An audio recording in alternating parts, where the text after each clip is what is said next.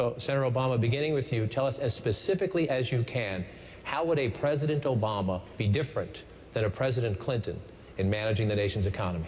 Well, first of all, let me emphasize the point that you just made, which is you don't need an economist or the Federal Reserve to tell the American people that the economy is in trouble, because they've been experiencing it for years now.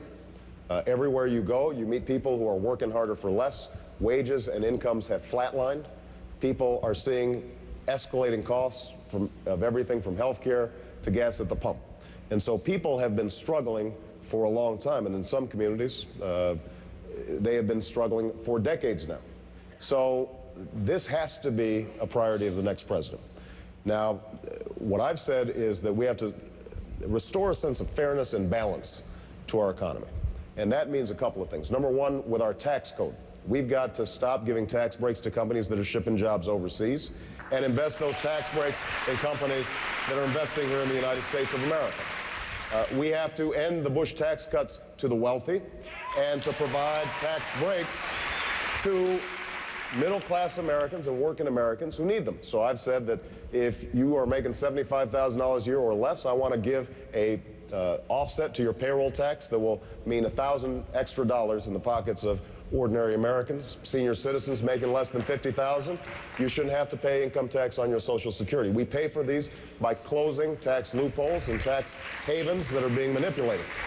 On our trade deals, I think it is absolutely critical that we engage in trade, but it has to be viewed not just through the lens of Wall Street, but also Main Street, which means we've got strong labor standards and strong environmental standards and safety standards, so we don't have toys being shipped in the United States with lead paint on them. Now, these are all issues that I've talked about repeatedly, and I think there are also opportunities in our economy around creating a green economy. We send $1 billion to foreign countries every day because of our addiction to foreign oil.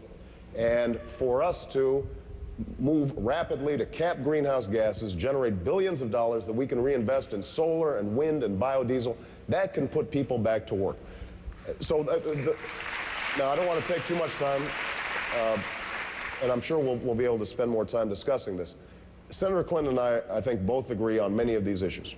And I think it's a credit to the Democratic Party as a whole that the other candidates who were involved earlier on agreed with us on many of these issues. I think that there is a real solid agenda for moving change forward in the next presidency.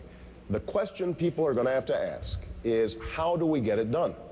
And it is my strong belief that the changes are only going to come about if we're able to form a working coalition for change, because people who are benefiting from the current tax code are going to resist.